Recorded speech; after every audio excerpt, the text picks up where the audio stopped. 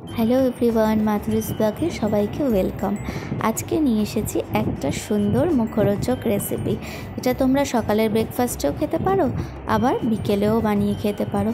এর জন্য প্রথমে কড়াইটা গরম করতে বসিয়ে দিয়েছি, আর দুটো ডিম নিয়ে নিয়েছি, আর ম্যাগি আর পাস্তাটাকে সেদ্ধ করে নিয়েছি। এবার এই তেলটার মধ্যে দুটো ডিমকে ভালো করে ভুর্জি বানিয়ে নিলাম প্রথমে। তারপর ওই কড়াইয়ের মধ্যেই অল্প তেল দিয়ে পেঁয়াজ আর লঙ্কা নিয়ে নিয়েছি। তোমরা যে যতটা পেঁয়াজ লঙ্কা খাবে সেই পরিমাণে নিও। পেঁয়াজটা একটু হালকা লাল লাল হয়ে গেলে, পুরোপুরি একদম ভাজা ভাজা হবে না পেঁয়াজটা, তারপর তার মধ্যে সেদ্ধ করা ম্যাগি আর পাস্তাটাকে দিয়ে দিলাম। পাস্তাগুলো নানা রকমের নিয়েও দেখতে ভালো লাগে। এবার আমি যদি একটু হলুদ দিয়ে খাই, তাই জন্য আমি হলুদ দিয়েছি।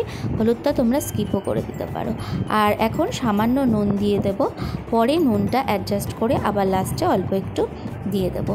আর দেব অরিগ্যানোটা তোমরা জানোই, পাস্তাতে খাওয়া হয়, পিৎজাতে খাওয়া হয়, তো সেই অরিগ্যানোটা আমার থাকেই বাড়িতে সবসময়, তো সেই অরিগ্যানো দিয়ে দিলাম। আর দিয়ে দিচ্ছি চিলি ফ্লেক্স।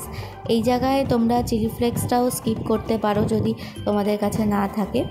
আর রেড চিলি সস দেব। এটাকে আগে ভালো করে নাড়িয়ে তারপর দেবো। আর আমি হট অ্যান্ড সুইট টমেটো সসটা দিচ্ছি, তোমরা চাইলে কেচাপও দিতে পারো। আর দেব ব্ল্যাক পেপার পাউডার, কারণ আমি একটু সবজিই স্পাইসি খেতে ভালোবাসি, তোমরা বুঝে দিও। এবার দেখো সস টস দিয়ে ভালো করে মেশানোর পর কালারটা ঠিক এরকম দাঁড়িয়েছে। এত সুন্দর কালারটা দাঁড়িয়েছে, কালার না হলে কিন্তু এটা খেতে ঠিক ভালো লাগবে না।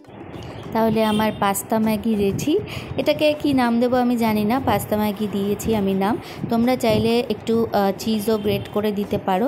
আমি চিজটা খুব একটা ভালোবাসি না, বাড়িতেও থাকে না, তাই জন্য আমি দেইনি। তো কেমন হলো রেসিপিটা জানিও, আর আমাকে ভালো লাগলে আমার চ্যানেলটা সাবস্ক্রাইব করে দিও। বাই।